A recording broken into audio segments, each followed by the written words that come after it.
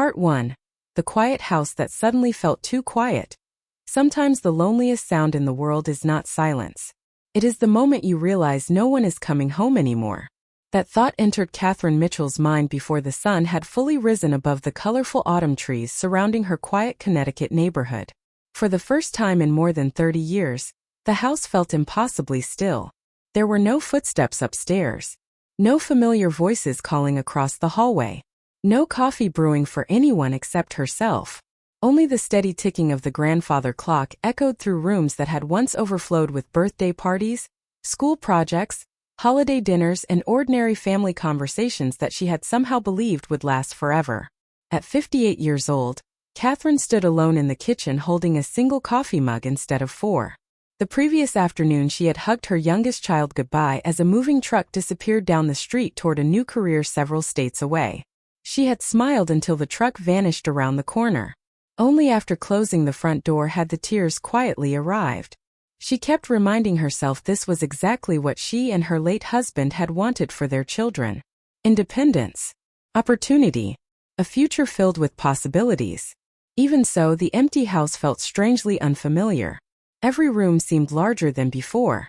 Every photograph resting on shelves suddenly carried more emotion than decoration.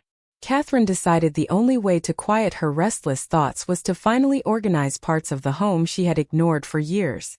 Her late husband, Daniel Mitchell, had passed away 5 years earlier after a brief illness. Since then, life had become a series of responsibilities. Helping her children finish college. Supporting new careers. Welcoming grandchildren. Maintaining the family home. She had always found another reason to postpone sorting through old belongings. Now there were no more excuses. She carried a folded blanket toward the hallway linen closet, intending to make space for seasonal storage before winter arrived. As she reached toward the back shelf, her fingers brushed against loose wood that shifted slightly beneath the pressure. Curious, she gently lifted the narrow panel and discovered a small envelope resting inside a hidden space she had never noticed before.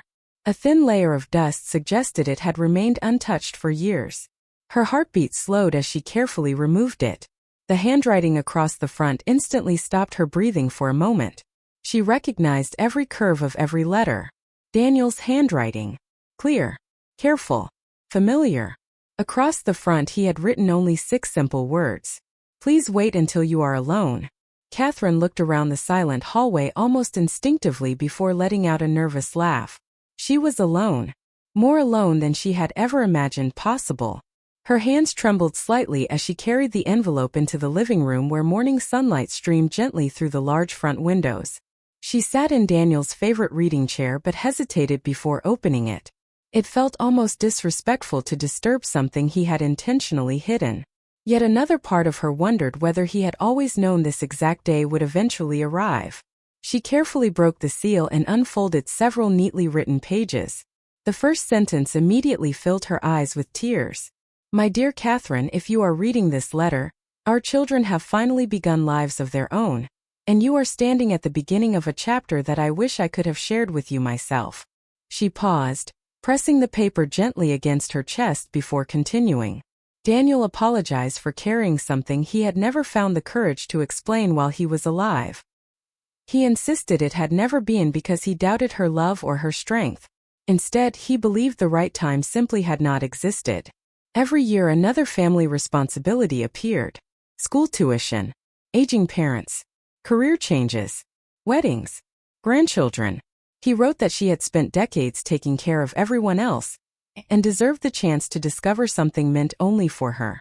Catherine continued reading with growing confusion.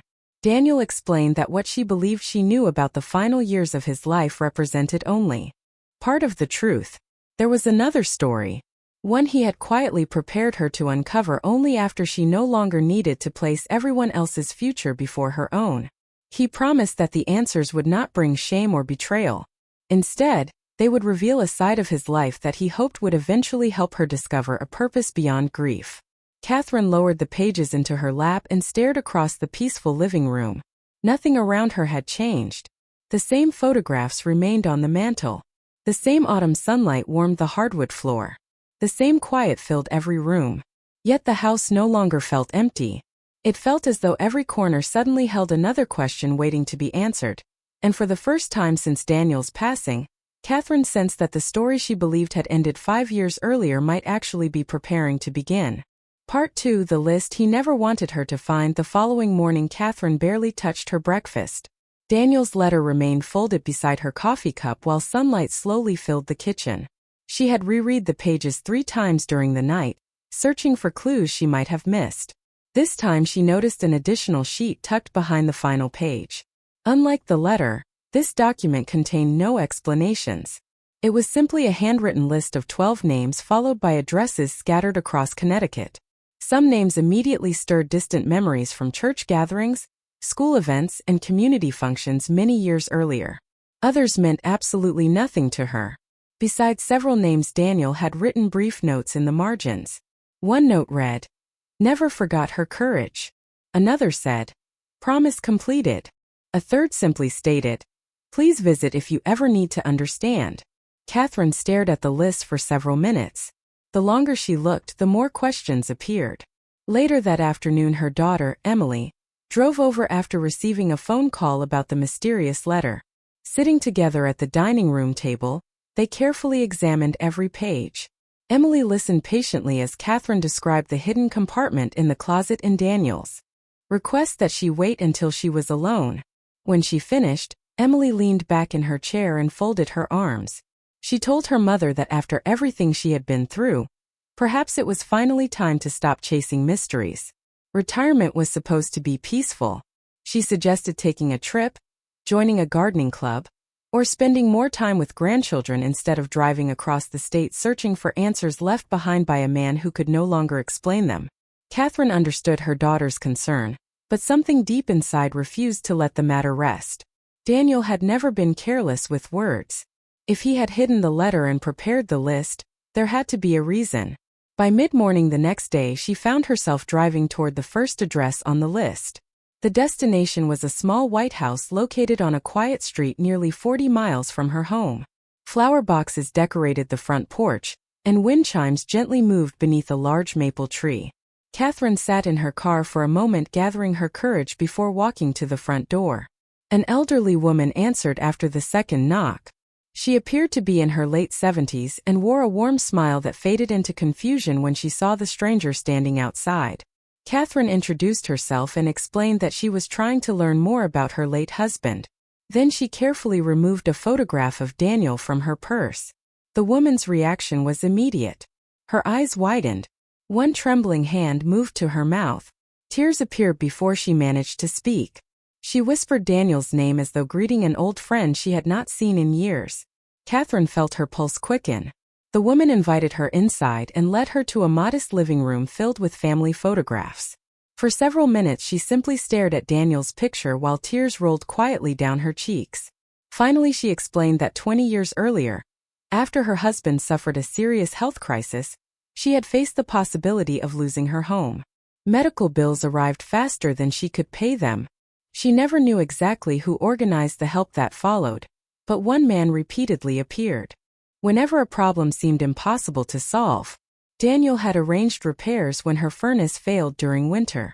He had connected her with community resources. He had quietly delivered groceries more than once. Most importantly, he had treated her with dignity at a time when she felt embarrassed to ask anyone for assistance. Catherine listened in complete silence. She had been married to Daniel for more than 3 decades, yet she had never heard this story.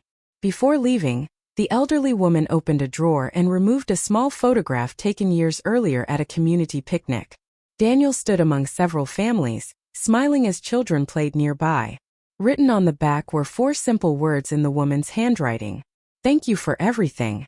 Driving home that evening, Catherine realized she had uncovered only one story connected to one name on a list containing 12.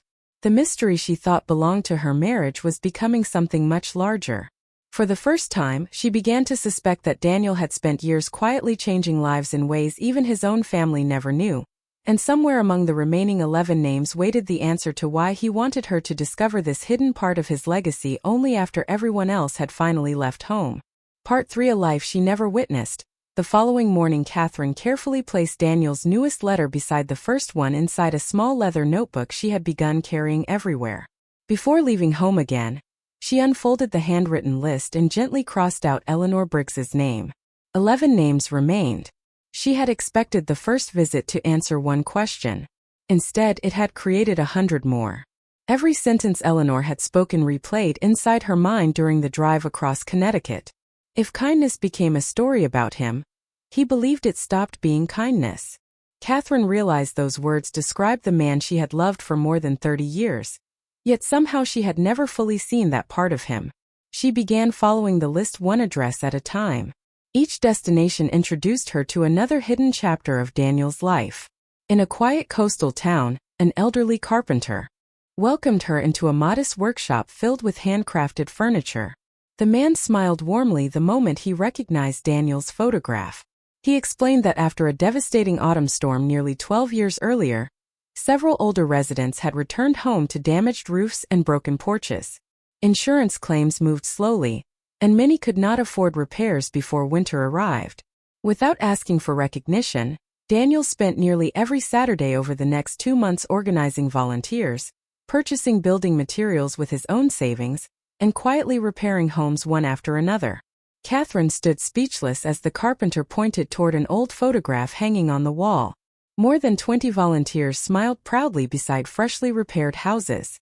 Daniel was there, standing near the back with a hammer in one hand, almost hidden behind everyone else. She had never seen the picture before. The carpenter laughed gently. Every time someone tried putting him in the front row, he stepped back behind somebody else.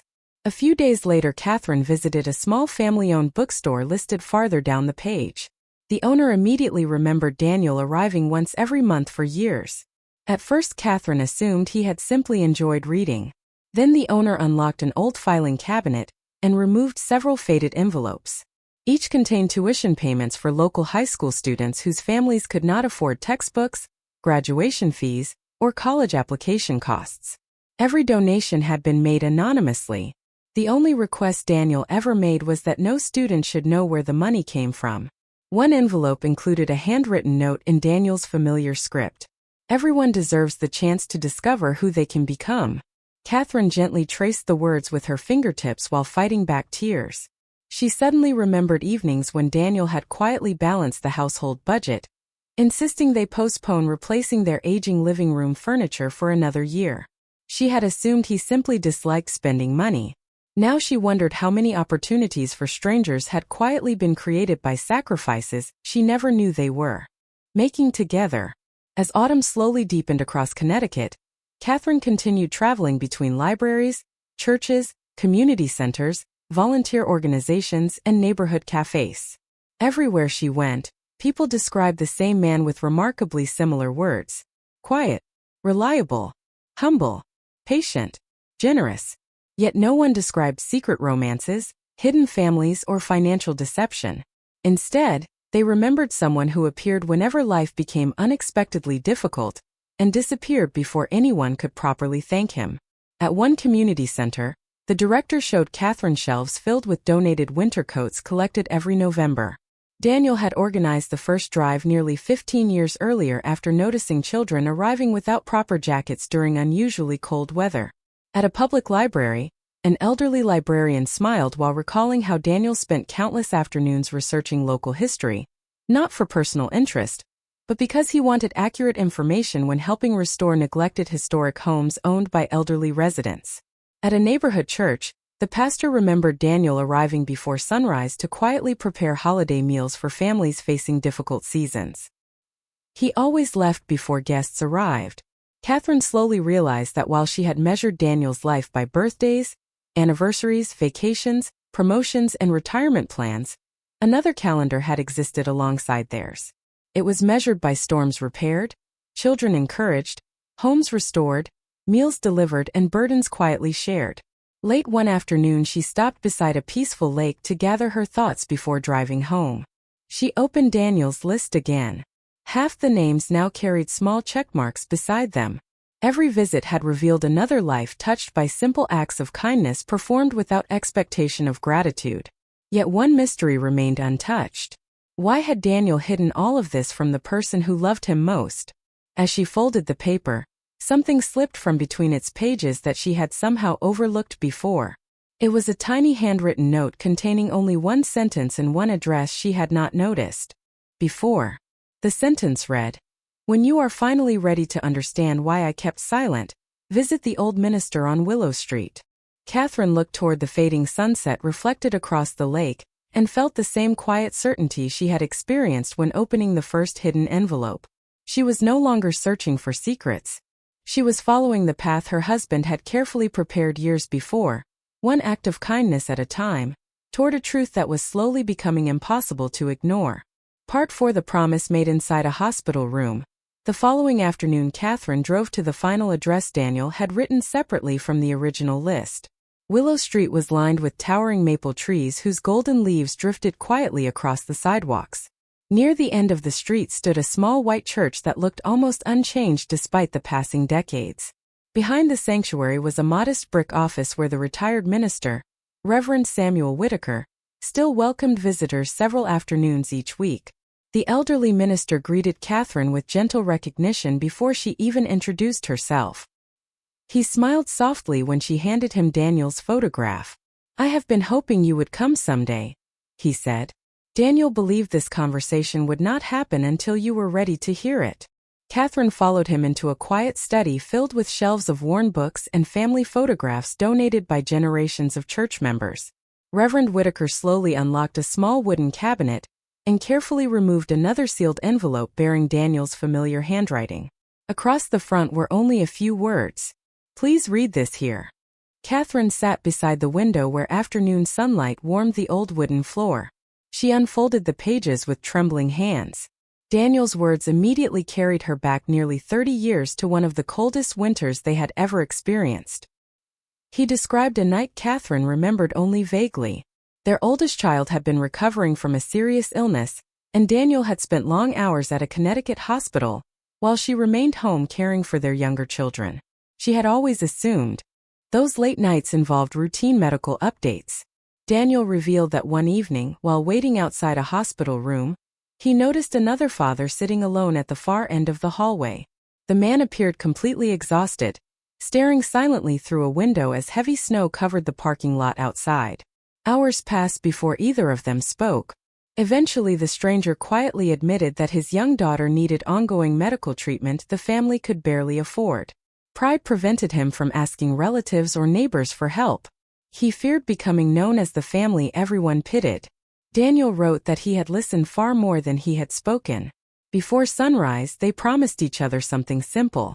If they ever found a way to help families facing similar hardships, they would protect every person's dignity as carefully as they protected their health. No publicity, no recognition, no public fundraising built around personal tragedy. Only quiet support offered through complete confidentiality. Several months later, that father introduced Daniel to a small group of trusted teachers, nurses, pastors, business owners, and retired community volunteers who quietly shared the same belief. Together they created an informal network capable of helping struggling families through temporary crises without exposing private details to the public. Sometimes they repaired homes after storms. Sometimes they paid utility bills. Sometimes they purchased groceries, school supplies, wheelchairs, prescription medications, or transportation. Every decision required unanimous agreement, and every volunteer promised never to reveal the identities of those receiving assistance. Daniel explained that trust became the foundation holding everything together. Families accepted help only because they knew their personal stories would remain protected forever. Catherine paused reading and looked toward Reverend Whitaker, whose eyes quietly confirmed every word.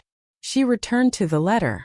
Daniel admitted there had been countless evenings when he had simply told Catherine he was working late or attending volunteer meetings because explaining the truth would have required breaking promises that belonged to other people, not to him. He apologized for every birthday dinner delayed, every canceled weekend plan, every unexplained absence that gradually created distance between them.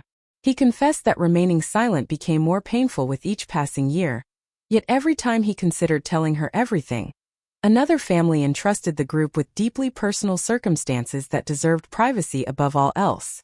Daniel wrote that he never regretted helping anyone, but he deeply regretted allowing silence to become the language that slowly entered their marriage. Near the end of the letter, he shared one final thought that left Catherine unable to continue reading for several moments. If you ever discover this letter, please do not remember me as a man who kept secrets from his wife. Remember me as a husband who failed to explain that some promises are made not because love is absent, but because love asks us to protect people who cannot protect themselves. Catherine lowered the pages into her lap as tears quietly filled her eyes. For the first time since beginning this journey, she no longer saw Daniel's hidden life as a collection of mysterious absences. She saw a frightened young father sitting beside another frightened father inside a hospital waiting room nearly 3 decades earlier, making a promise neither of them could possibly have understood would shape the rest of so many lives, including their own. Part 5: The Woman Who Changed the Promise. Catherine left Reverend Whitaker's office carrying Daniel's letter as carefully as if it were made of glass. For several days she remained home, rereading every page and comparing it with the growing collection of notes she had gathered from people across Connecticut. The picture forming before her was unlike anything she had imagined. Daniel had not lived 2 separate lives. He had lived one life built upon a promise that quietly expanded year after year. Yet one name remained on the original list that Daniel had circled twice instead of once: Margaret Ellis. Beside her name he had written only 5 words. She understood before I did. Curious, Catherine drove to a peaceful retirement community nestled among rolling hills outside a small Connecticut town. Margaret Ellis, now 80 years old, welcomed her with remarkable warmth despite their never having met. The retired schoolteacher had bright blue eyes, neatly combed silver hair, and the calm voice of someone who had spent a lifetime encouraging children through difficult moments. Before Catherine could explain why she had come, Margaret smiled gently at Daniel's photograph. "He always carried that same kind expression," she said. "I wondered if one day his family might come looking for answers." They sat together near a window overlooking a garden filled with late autumn flowers. Margaret poured tea before opening a weathered scrapbook filled with newspaper clippings, handwritten notes, school programs, and community photographs stretching back nearly 30 years. Daniel appeared in only a handful of pictures, always standing quietly near the edge of a group. Catherine noticed something surprising. In several photographs, she herself appeared in the background attending school concerts, charity dinners, holiday festivals, and community fundraisers. She had no memory of ever speaking with Margaret. The teacher noticed her confusion and smiled. "That is because you were never supposed to know we were working together."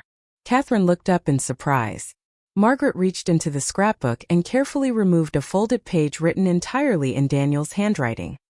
"He asked me to keep this until the time felt right." The letter did not contain another secret. Instead, it described a single evening nearly 28 years earlier that Catherine herself had completely forgotten. During a severe winter, the local elementary school had organized a small holiday dinner for families facing difficult circumstances. Catherine had volunteered to prepare homemade meals and personally greet every guest at the entrance. Daniel had attended only to help carry supplies into the cafeteria before returning to work. Margaret remembered watching Catherine spend hours making certain every child received exactly the same welcome regardless of their circumstances. She never asked who needed assistance. She never treated anyone differently. Every family left believing they had simply attended a community celebration, rather than receiving charity. After the event ended, Daniel remained behind helping stack chairs while Margaret thanked him for volunteering. According to the letter, he admitted he had been struggling with the promise made years earlier inside the hospital waiting room. He worried constantly about balancing honesty at home with confidentiality elsewhere. Margaret asked him a simple question. "When your wife welcomed every family tonight, could you tell which parents needed help?" Daniel answered that he could not. Margaret smiled and replied, "Exactly. She protected their dignity without ever knowing she was doing it." Those words transformed the way Daniel viewed his promise. He realized protecting another person's privacy was not hiding the truth from Catherine out of distrust. It was extending the same compassion Catherine herself naturally offered everyone she met. Margaret looked directly into Catherine's eyes. "You changed his heart that night, even though you never knew the conversation happened afterward." He often told me that whenever the responsibility felt too heavy, he remembered the kindness he saw in you greeting those families. He believed he could continue because he knew the woman he loved would have wanted every struggling parent to keep their dignity. Catherine sat speechless as memories slowly returned. She remembered baking dozens of casseroles, wrapping small gifts for children, and insisting every table receive identical decorations because she never wanted anyone to feel different from anyone else. At the time it had seemed like an ordinary evening of volunteering. She had never imagined Daniel quietly carrying those moments with him for decades. Margaret gently closed the scrapbook before taking Catherine's hand. "Your husband was not the only person who inspired people," she said softly. "He simply noticed goodness in others and built his life around protecting it. He learned generosity from many people, but he learned compassion from watching you." As Catherine prepared to leave, Margaret handed her one final envelope. Inside was a faded photograph taken at that long-forgotten holiday dinner. Children laughed around decorated tables while volunteers served meals with warm smiles. Near the entrance stood Catherine welcoming a young family she did not recognize. In the far background, almost hidden beside a stack of folded chairs, Daniel watched her with quiet admiration. On the back of the photograph he had written a single sentence years earlier. "Everything I became began with watching her treat strangers like family." Part 6, the room filled with forgotten gratitude.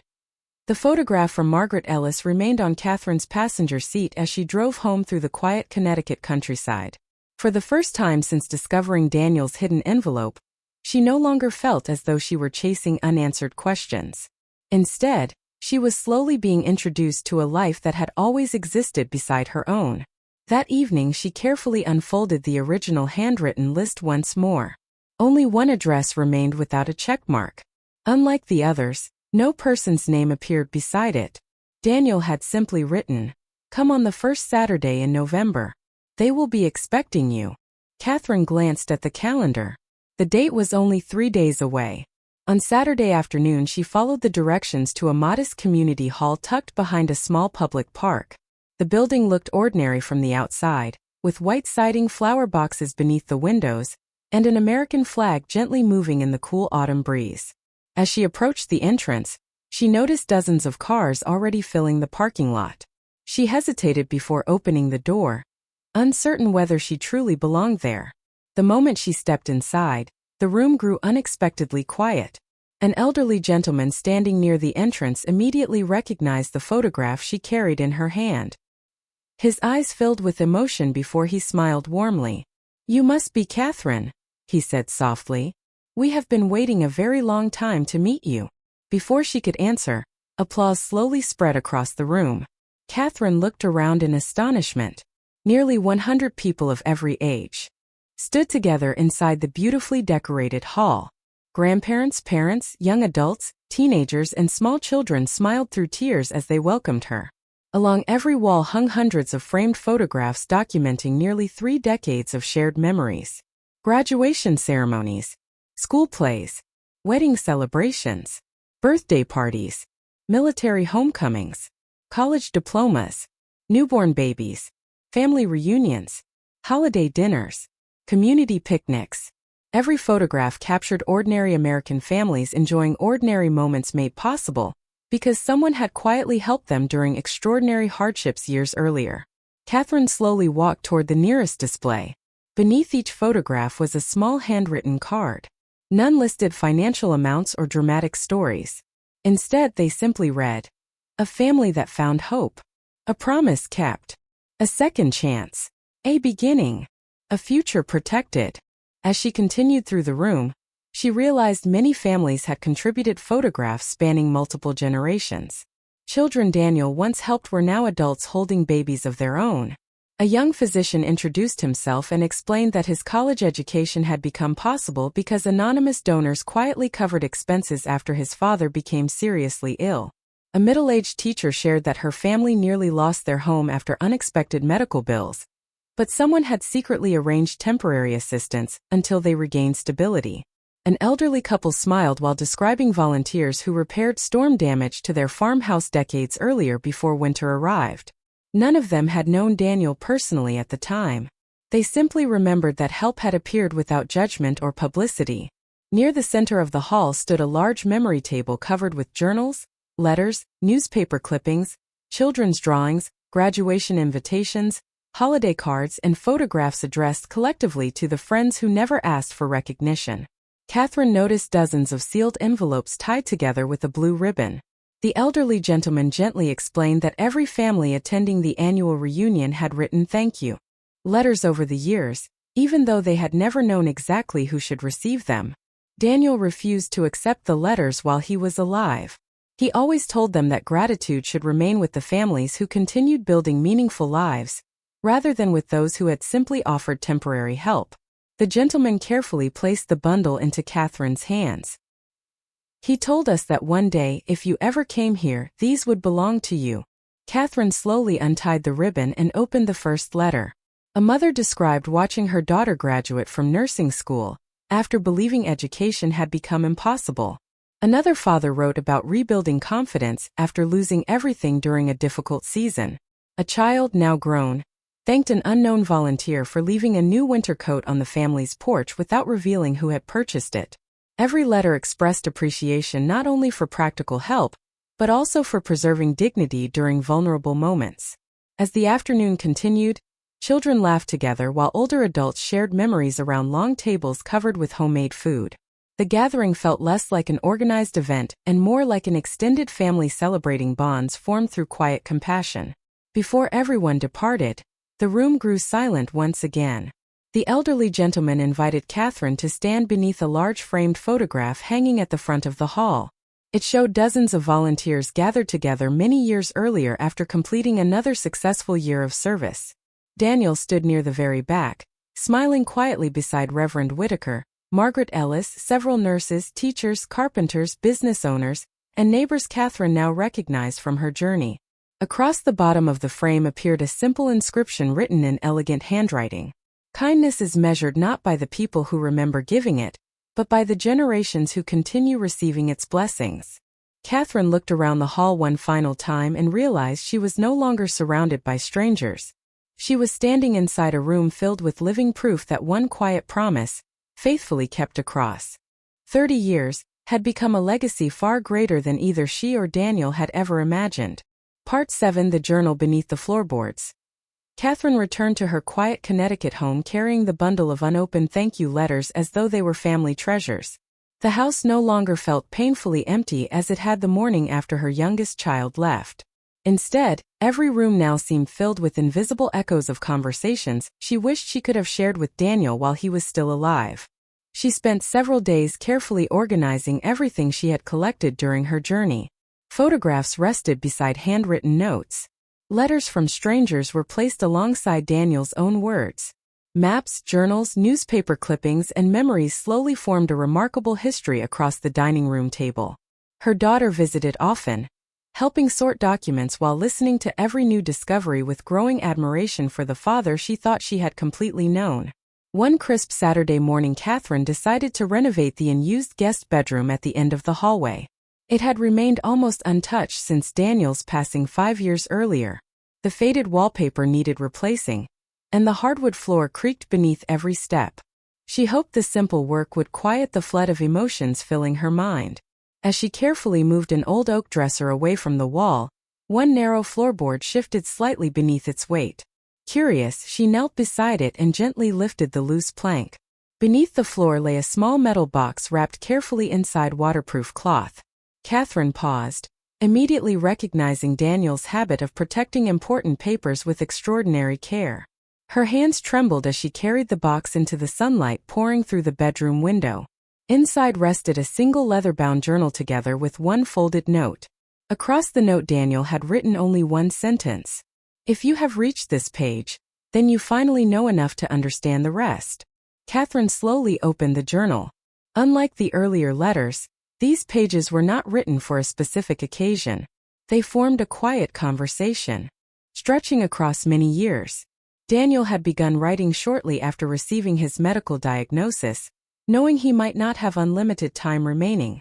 Rather than recording daily events, he reflected on lessons life had patiently taught him. The first pages surprised Catherine immediately. Daniel never described himself as generous or selfless. Instead, he repeatedly wrote about his mistakes. He admitted allowing responsibility to crowd out simple conversations at home. He confessed that he often believed protecting people required silence, when perhaps greater wisdom would have been finding better ways to communicate without betraying confidential trust. He acknowledged birthdays missed emotionally even when he sat physically at the dinner table. He described evenings when exhaustion prevented him from fully listening to Catherine's stories, because his thoughts remained occupied by families facing difficult circumstances. Reading those admissions brought unexpected comfort because they sounded profoundly human rather than heroic. Daniel did not present himself as a perfect husband. He presented himself as a man who loved deeply, struggled quietly, and hoped his family would someday understand both his strengths and his shortcomings. As Catherine continued reading, one passage stopped her completely. Daniel recalled the day their youngest child learned to ride a bicycle. Catherine remembered that afternoon clearly because Daniel had arrived home nearly an hour late after promising he would not miss the moment. At the time, she believed work had delayed him once again. The journal revealed what had actually happened. On his drive home, he encountered an elderly man whose pickup truck had broken down along a rural Connecticut road during heavy summer heat. The man was trying to transport groceries and prescription medicine to his wife, who could no longer leave home because of serious health problems. Daniel wrote that helping repair the truck delayed him just long enough to miss seeing his own child begin riding independently. He admitted sitting alone in the garage later that evening grieving a memory he could never recover. Yet he also wrote that every important choice in life costs something, and wisdom comes only when people choose those costs deliberately rather than accidentally. Catherine quietly closed her eyes, remembering how frustrated she had felt that evening. She had never imagined Daniel crying privately over the same missed moment. Further into the journal, she discovered dozens of similar reflections. None involved dramatic secrets. Instead, they revealed the quiet emotional price Daniel paid while trying to honor promises, serve others, and love his own family at the same time. Near the final pages, the handwriting became slightly less steady. Daniel explained that after watching their children become independent adults, he realized his greatest hope was not that people would remember his volunteer work. He wanted his family to inherit something far more valuable than his possessions. He hoped they would inherit curiosity before judgment, compassion before assumption, patience before criticism, and courage before fear. Then Catherine reached the final completed page. Daniel described standing alone inside the very guest bedroom where she now sat. He wrote that he intentionally placed the journal beneath the floorboards, because he wanted it discovered only after life itself revealed the meaning behind everything else. Letters can explain events, he wrote. Other people can describe actions. But only time can prepare a heart to receive understanding. If you are reading this, then time has finally finished teaching what I could never explain with words alone. Catherine gently closed the journal against her chest as late afternoon sunlight filled the quiet room. The house no longer seemed like the place where her family's story had ended. It had quietly become the place where its deepest meaning had finally begun. Part 8, beginning again at 58. Winter gradually gave way to the first gentle signs of spring across Connecticut, and with each passing week Catherine found herself looking less toward the past and more toward the future. Daniel's journal remained on the small table beside her favorite reading chair, no longer as a source of unanswered questions but as a quiet reminder that every season of life still held the possibility of purpose. At 58 years old, she had once believed the most meaningful chapters of her story had already been written. Her children had grown into independent adults. Her husband had been gone for 5 years. The family home had become almost silent. For a brief time she had mistaken that silence for an ending. Now she understood it had simply been making room for a different beginning. One Saturday morning Catherine spread every photograph, journal, letter, map and handwritten note across the dining room table where Daniel and she had once shared countless family dinners. Looking at the remarkable collection, she realized these memories deserved more than careful storage inside boxes. They deserved to continue doing what Daniel had quietly done throughout his life. They deserved to encourage hope. She called her daughter and asked whether she would help organize everything into a permanent family archive. Her daughter immediately agreed, bringing storage albums, archival sleeves, notebooks, and a laptop so they could preserve every story with care. As they worked together, conversations flowed naturally in ways they never had before. They laughed while remembering childhood vacations, smiled at faded photographs, and even found themselves grateful for moments they once misunderstood. Rather than hiding difficult memories, they carefully recorded the complete context surrounding them, believing future generations deserved honesty accompanied by compassion. Several weeks later, Reverend Whitaker and Margaret Ellis visited Catherine's home for afternoon tea. They admired the growing archive and encouraged her to think beyond preserving family history. Margaret quietly suggested that many people entering retirement struggle with loneliness after children move away, or loved ones pass on. Perhaps, she said gently, your next chapter is not only remembering Daniel's kindness but multiplying it. Those words remained with Catherine long after her guests returned home. During the following month, she contacted several libraries, churches, senior centers, and community organizations she had visited during her journey. She proposed creating small monthly gatherings where neighbors could share family histories, preserve photographs, organize journals, record life lessons, and connect older generations with younger families eager to learn. The response surprised her. Within weeks, dozens of people volunteered. Retired teachers offered genealogy workshops. Librarians explained how to preserve aging documents. Young adults helped scan photographs into digital collections. Grandparents brought treasured letters tucked away for decades. Children interviewed older relatives about memories that might otherwise disappear forever. Catherine noticed something beautiful happening almost immediately. People rarely arrived simply to organize papers. They came searching for connection. Widows met other widows. Retired fathers encouraged new grandparents. Empty nesters discovered friendships they never expected. Families who barely knew their neighbors began exchanging stories over homemade pies and coffee. Every gathering reminded Catherine of the community hall, where Daniel's quiet promise had touched so many lives. She intentionally named the monthly program The Next Chapter, believing every person deserved to know that life could continue unfolding with meaning regardless of age. One afternoon, a recently retired woman approached Catherine after a meeting with tears in her eyes. She admitted she had spent months believing her usefulness ended when her career concluded and her children moved away. After listening to everyone's stories, she realized she still possessed decades of wisdom worth sharing. Another gentleman volunteered to repair bicycles for neighborhood children. A former nurse offered free wellness education for senior citizens. A retired carpenter began teaching basic woodworking to teenagers. Catherine watched strangers discover renewed purpose simply because someone believed their lives still mattered. Late one evening, she returned home after another successful gathering and paused in the hallway where everything had begun months earlier. The linen closet stood quietly beside her.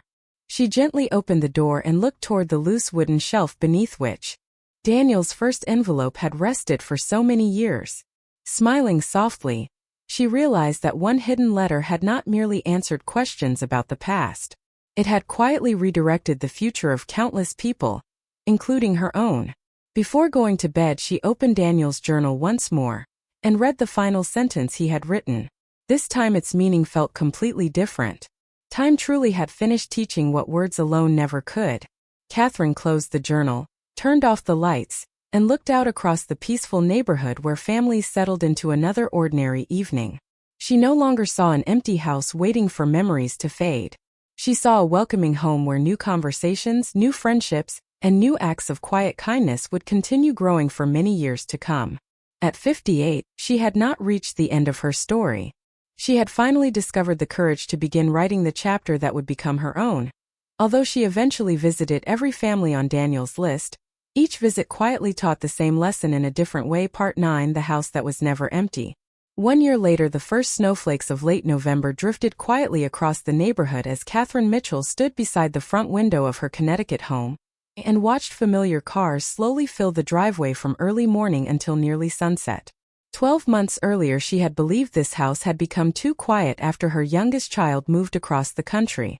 She had mistaken silence for loneliness and empty rooms for an empty future. Now every light inside the house glowed warmly, every chair was occupied, and every corner echoed with laughter that seemed to carry both memory and hope together. Her children had returned home for Thanksgiving with their own families. Her grandchildren hurried through the front door carrying homemade pies, school art projects, and boundless excitement.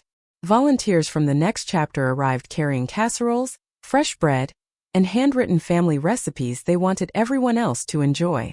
Several of the families whose lives Daniel had quietly touched over 3 decades also accepted Catherine's invitation. They were no longer strangers connected only by hidden acts of generosity. They had become part of an extended family created through compassion rather than blood. As the dining room gradually filled with nearly 50 people, Catherine paused beside the long wooden table where so many life-changing discoveries had begun. It was difficult to believe that this very table had once held a single envelope that completely altered the direction of her life. Later it became covered with letters, journals, photographs, and forgotten promises. Today it held roasted turkey, mashed potatoes, homemade stuffing, cranberry sauce, fresh vegetables, warm rolls, pumpkin pies, and dozens of family dishes passed from one generation to another. The same place that once carried unanswered questions now carried gratitude. Before dinner, everyone gathered quietly as Catherine welcomed them. She looked around the room and recognized faces from every chapter of the previous year. There was the retired schoolteacher whose conversation had revealed her own unexpected influence on Daniel's promise. There was the elderly woman who first greeted Catherine with grateful tears after recognizing Daniel's photograph. There were young adults whose college educations had been quietly supported years earlier. There were children who knew Daniel only through stories yet smiled as though they had always known him personally. Catherine realized that kindness had a remarkable way of continuing long after the person who first offered it was gone. She reached for Daniel's final journal, now carefully preserved inside a protective cover, and shared only a few sentences with everyone gathered around her. She explained that Daniel never believed generosity needed recognition. He believed the greatest gifts were those that quietly encouraged another person to continue forward with dignity. She admitted that for many years she had wondered whether her story ended when her children grew up and her husband passed away. Looking across the room, she smiled warmly and said she now understood that every ending simply prepares the heart for another beginning, if people remain willing to notice it. The room grew completely silent before applause slowly filled the house. During dinner, conversations flowed naturally from table to table. Grandparents exchanged memories with teenagers. Children listened to stories about family traditions that stretched back generations. Volunteers planned future community projects together. Several guests brought old photographs for Catherine's archive, while others promised to interview older relatives before more family memories disappeared.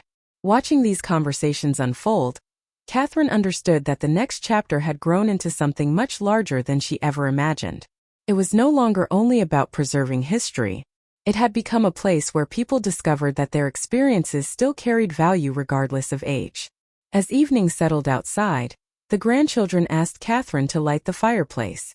They gathered on the living room rug while she showed them carefully selected photographs of Daniel repairing homes after storms, reading with children at libraries, helping neighbors organize community events, and smiling beside families who once needed quiet encouragement. The children asked simple questions with honest curiosity, and Catherine answered each one with warmth instead of sadness. She wanted them to remember Daniel not because he had lived a perfect life, but because he chose compassion whenever life presented an opportunity to help another person. Before everyone prepared to leave, Catherine stepped onto the front porch alone for a brief moment. Snow continued falling gently beneath the porch light while cheerful voices drifted through the open doorway behind her. 1 year earlier she had stood in almost the same place believing the house had become empty forever. Now she finally understood the truth. The house had never truly been empty. It had always been patiently waiting for love, memories, gratitude, friendship, and purpose to return in new forms she could never have imagined. She looked toward the quiet night sky, whispered a heartfelt thank you to Daniel, and walked back inside without hesitation because she knew with complete certainty that the richest chapter of her life had not been left behind.